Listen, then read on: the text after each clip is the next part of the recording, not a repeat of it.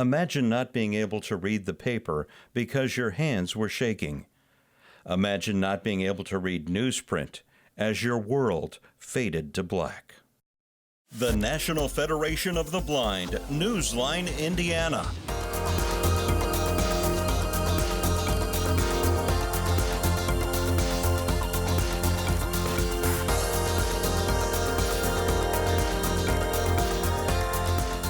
With your host, Lee Martin, and co-host, Florence Myers-McSwine.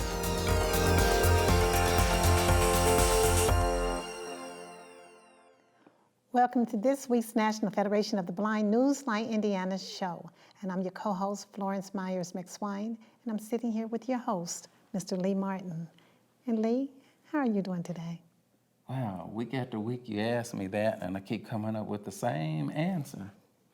I am blessed, and I am truly excited about what we're doing with the National Federation of the Blind and some of the services and some of the legislations and policies that we're confronting as an organization. And I'm truly excited about this program that we've afforded here in the state of Indiana. One of our many programs is the National Federation of the Blind Newsline. And Florence, tell us a little bit about what is the National Federation of the Blind Newsline? Well, the National Federation of the Blind Newsline is a free audio information service. We access that service through the use of our landline, Androids, iPhones, digital player from the Talking Book and Braille Library, Victor Reader Stream, as well as Alexa. And this service is 24 hours a day, 7 days a week access. And how much is that now? It's free. It's going to cost an arm and a leg, isn't it? It is free. It's free? Yes, it's free. Okay, so it's a free service, and you can also use it on a computer, and we keep coming up with so many avenues to access this service for those that are print challenged. Even the deaf-blind now can utilize the NFB Newsline service. We have over 500 newspaper publications throughout the state of Indiana. Right now we have 17 publications. We're getting ready to add 2 more on. We have international newspapers. There's 17 of those. And we also have breaking news, ABC News, BBC, CNN, Huffington Post, and on and on and on. And if there's breaking news throughout the day, you can access NFB Newsline and get that breaking news anywhere in the country. And also weather reports. Oftentimes we hear the little beep, beep, beep go across the screen, and we do not know what that means. You can call right on into NFB Newsline. The first thing you hear is about the weather alert in your area. It has the potential to save many, many lives. And also some of the students and the working class that really wants to get back to work. I'm up there now. So those individuals can go to our job listings. We have 2 search engines up there with over 200,000 different jobs. So all you have to do is put in your profile and any zip code that you're in, and it'll search within a 150-mile radius of that zip code. And for grandparents, and if you have those children that's still sitting around saying they can't find a job, you can go up there and find a job for them. So, it has a lot to offer, and we want to let you know, listen to our commercials and follow the show, get the information, and give us a call and visit our websites. And we'll be right back with our guest today as we go into Meet the Blind Month. We have several individuals here that you're going to want to meet, and we'll be right back.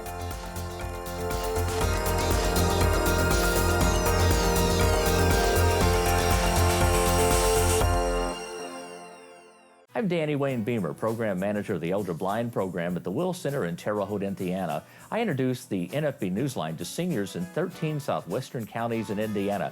I also utilize the NFB Newsline for my radio station public affairs shows. The NFB Newsline. Experience it today. Learn more by calling 855-963-6476 or visit nfbnewsline-in.org. We are the nation's blind, and we read NFB Newsline.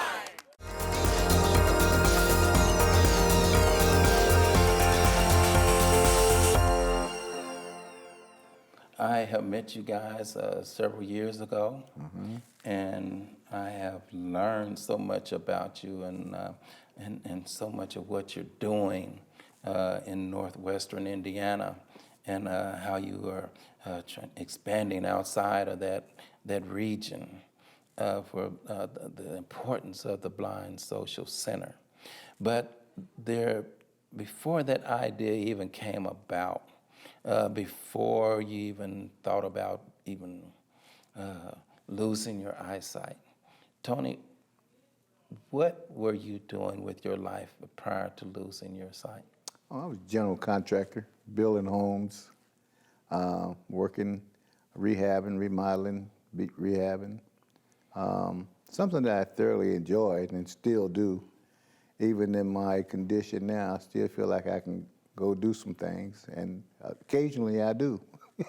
And you know, that's very important, you know, as we progress through our program here, how you can still do a lot of the things that you did with sight, but sometimes you just have to do them a little bit differently. Yes, And yes. the results are still the same, Yes, yes. you know. And okay, what was the cause of your lost sight? Glaucoma. Glaucoma. Glaucoma. And for individuals that maybe the onsets, or maybe some of the onsets are maybe similar to yours, you want to tell us just what the changes in your vision that you were coping with before you really realized that, hey, this is something I got to do something about? Well, you know, sometimes, you know, your focus start going in and out, and you might think it's like a little sweat or something maybe in your eye or something, but then your sight just actually leaves you. It kind of glows in and out, at least wise it did with me. I started seeing, like looking at a light bulb, I started seeing rainbows or around different lights and stuff. And it's a lot of different things that they say there's really no symptoms, but there are. You can tell when things are going sideways. I can remember a lot of incidents that I had accidents and stuff, and that in my mind I swore it wasn't there, but in fact it was. So your sight kind of go in and out.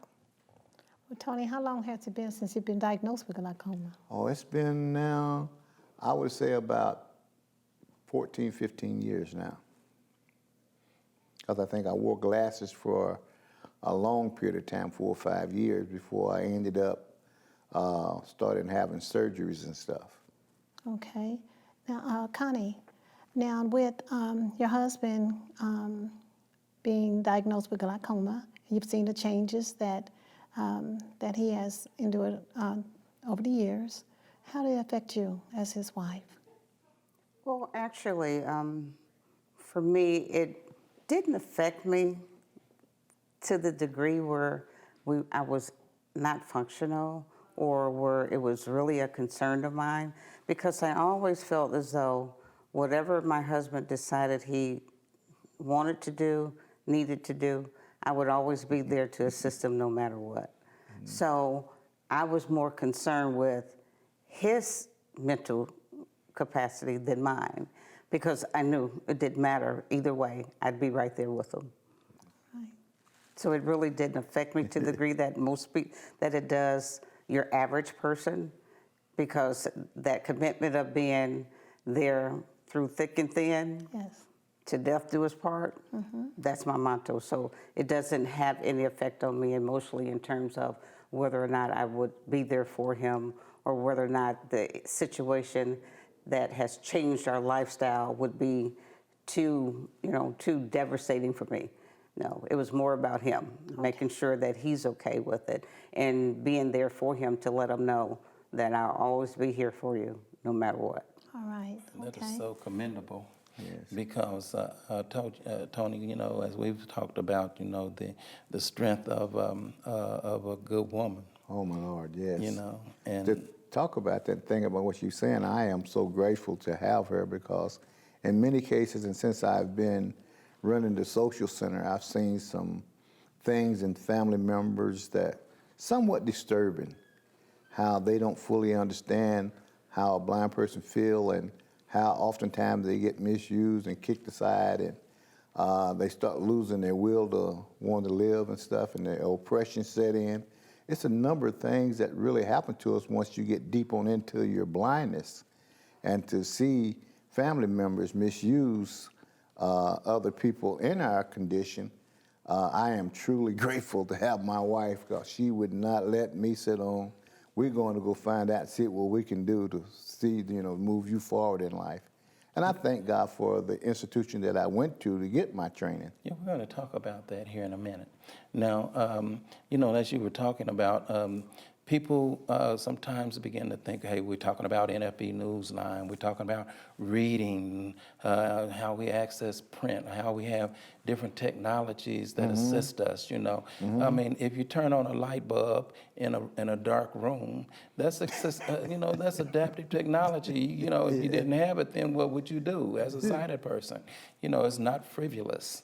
It becomes frivolous to them when they hear of us talking about this until it actually hits them. Yes, yes. And then when it's on their doorstep, and we're trying to bridge that gap of visible differences every day as an organization with the National Federation of the Blind, as the Blind Social Center. Yes, yeah. After losing your sight, you had the wherewithal to reach out and find an organization. Yes. What organization was that, and how has it helped you in your life? Well, BOSMA is one of the oldest training institutions for vision impairment and blindness, and I attended there. Once I started attending, I was able to meet others like myself, and that opened my senses up to the fact that I'm not in this alone, and there's others that are fighting this condition, and they're doing positive things, and it really opened up my mind and spirit to do likewise. So we started finding different types of things that would be useful according to what I love to do, such as a talking tape measure. I mean, what carpenter or contractor can't measure a door? And to be able to do that, that was that was cool for me, to be able to say I can still measure a door, or to be able to go into a computer and have the computer, converse with me so that I can continue to draw up contracts, and that kind of technology that's really set me off. After I finished my training, my first month out of training, I had a job doing a burnout, and I was in there doing what I could do with my crew. So it is something that life doesn't end because you lose your sight. It's just beginning. That's right. A new way of doing things. Absolutely. And to get our sighted peers to understand that is almost like,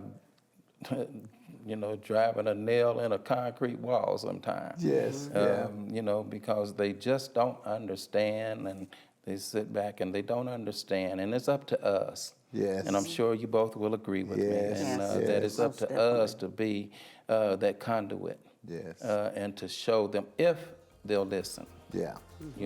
So we're going to take a short pause and come back with Tony and Connie Blair with the Blind Social Center of Gary, Indiana. Stay tuned.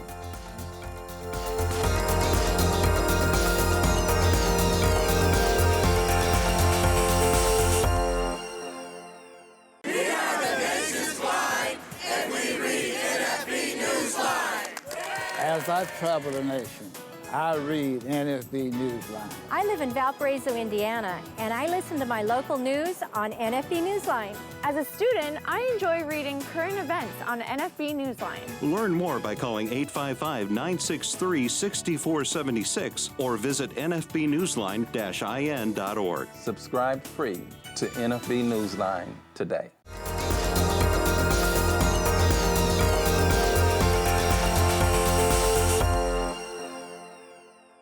Welcome to this segment of the National Federation of the Blind, where we're having a discussion with Tony and Connie Blair from the Blind Social Center in Gary, Indiana. And what is going on in Gary with the Blind Social Center right now? Right now, what's going on with us is gardening. We just love our garden. We've been doing some gardening this year, and we have a lot of raised beds, planters and stuff, and a lot of vegetables and stuff. That's one thing. We just finished up our annual Dining in the Dark. We just finished that up, and we had a great speaker, Mr. Martin. Was our speaker. We had a fantastic time. And we have, we do a little art and craft, you know, doing jewelry. The ladies are doing jewelry. They're painting, doing artwork. We have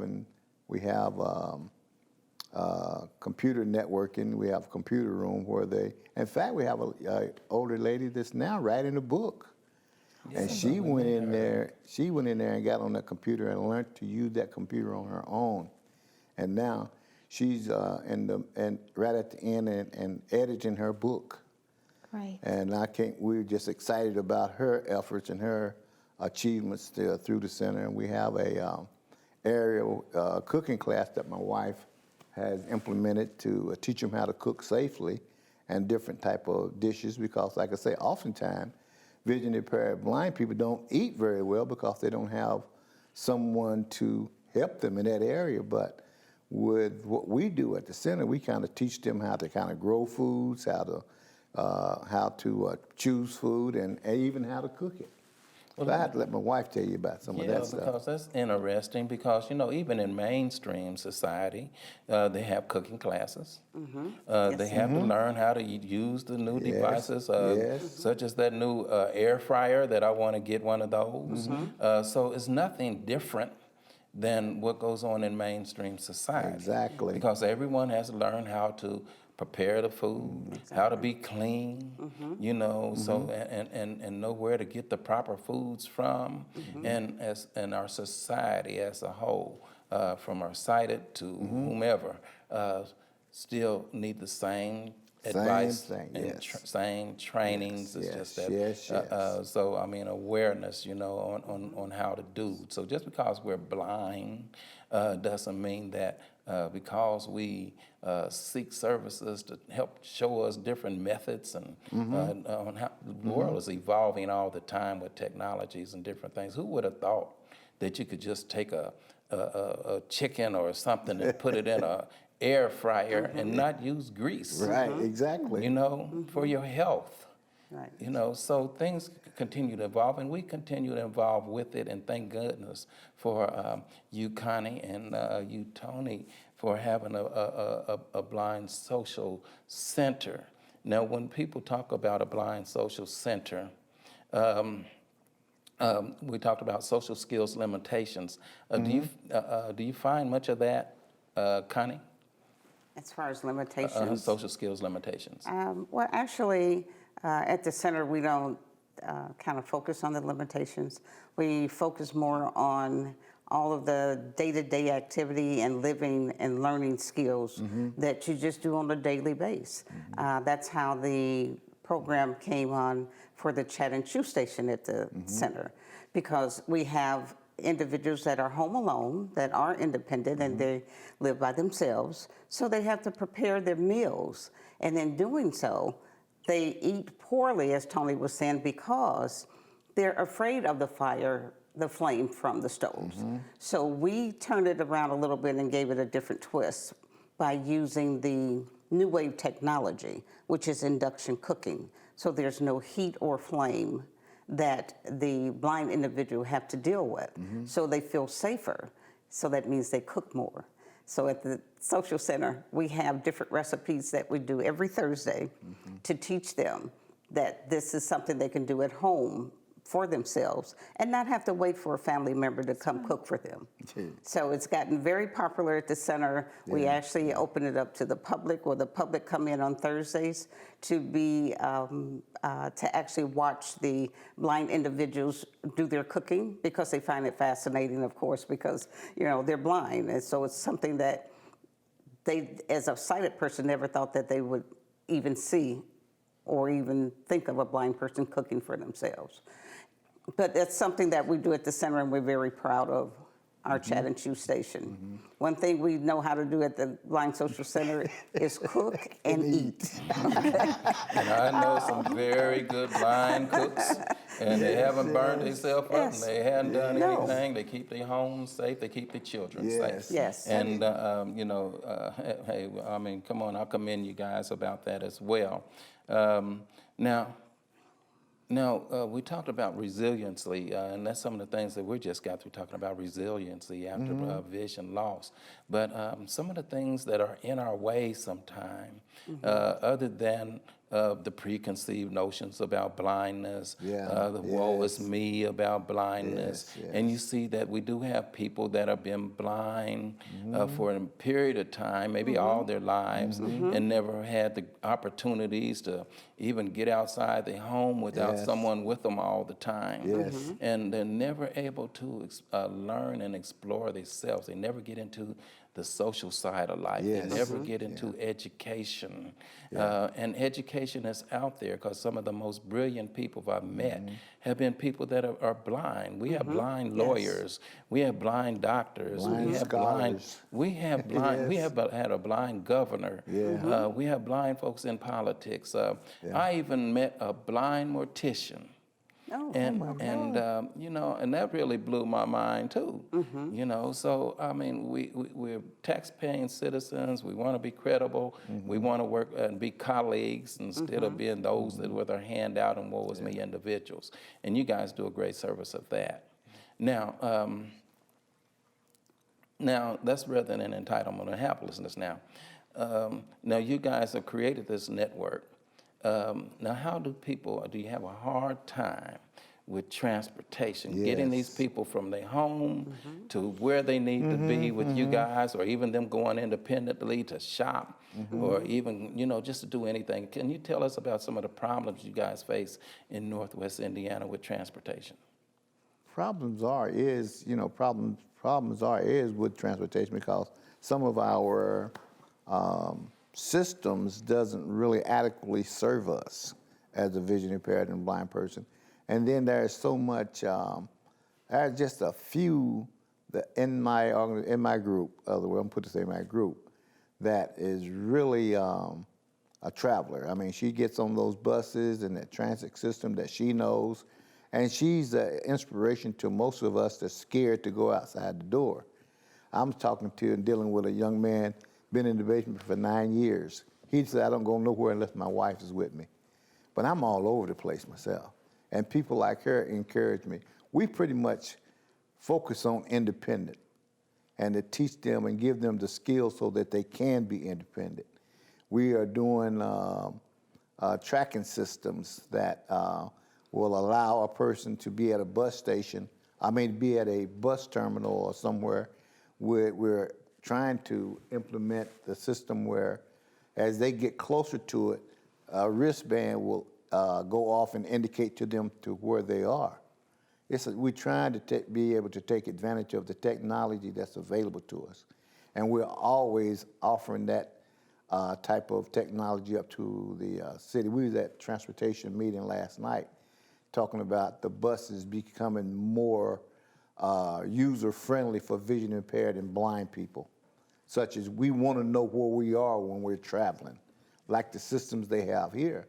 We are lacking that we're lacking a lot of those accommodations in the north.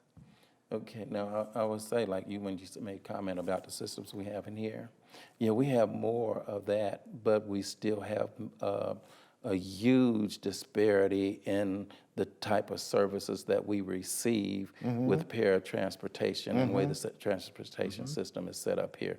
Although they try, but we still have people that can't get to work, have to get to work 2-3 hours early, and then they're going to come up with this 924 study and comment nonsense talking about well, blind people get to work 2 hours early because they don't know what time. You know, I mean, how ludicrous. Oh, they stay 2 hours. No, we waiting on our buses 99% of the time. Sometimes that's the transit system, you know? So, and then you may be getting picked up 2 or 3 hours later. And so your whole day is trying to get to work, do an 8-hour job, or trying to get someplace so you can be on time to socialize. And you got this problem.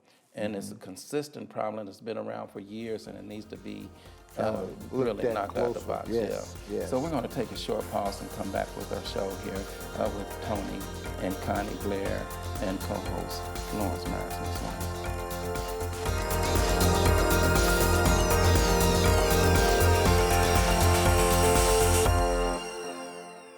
Thousands of Indiana residents feel isolated from the world due to vision problems. Thanks to the National Federation of the Blind, visually impaired Hoosiers can hear newspapers, circulars, and magazines from across the globe. I'm a Vietnam veteran. I'm blind.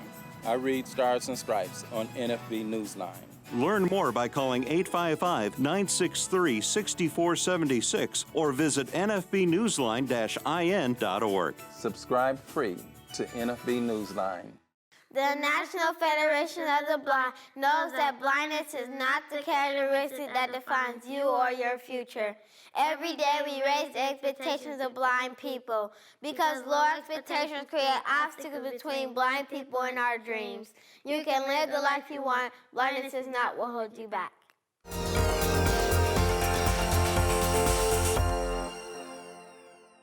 Connie. Yes. Would you tell us how can you be reached? It'll be ran across the screen and it'll also be verbalized, but tell us. You can reach Tony or myself at the Blind Social Center at 219-980-0097. Our physical address is 4955 Broadway in Gary, Indiana. You can also reach us by going to our website at theblindSocialCenter.org. TheblindSocialCenter.org. Correct. Okay. And, we want to thank you so very much. We enjoyed coming up to Gary, and I enjoyed being your guest speaker there. Yes, we appreciate you. We just had a nice time. Florence got some vegetables while she's there from your lovely garden. Loved it. And she said she loved it. And we also want to present you with this. This is a plaque that we still want to give to you as a Reach gift. in front of you. And Tony, if you reach out here, there it is right there. You got it? Yeah. And it indicates to you guys with your name and also with the Blind Social Center. Thank you. And there's a nice little scripture and piece on there for you all. Yes, so we thank just you want to say so, thank you so once much. again for all the work that you do. Thank you God so bless you, much. and you continue to bless others, and you will continue to be richly blessed as well. So we want to thank you, Florence. Thanks once again. Well, thank you both for coming on to the show. Well, thank you for having us on your we show. thank you for having. We truly appreciate you guys thinking enough of us to have us on, and anything that we can do or assist you, please don't hesitate to give us a call. Well, we know working together works, and we'll continue to do that. So stay tuned to our viewers and listening audience. Join us next week for a brand new show, and God bless you. The National Federation of the Blind, Newsline, Indiana. For more information, go to nfb-in.org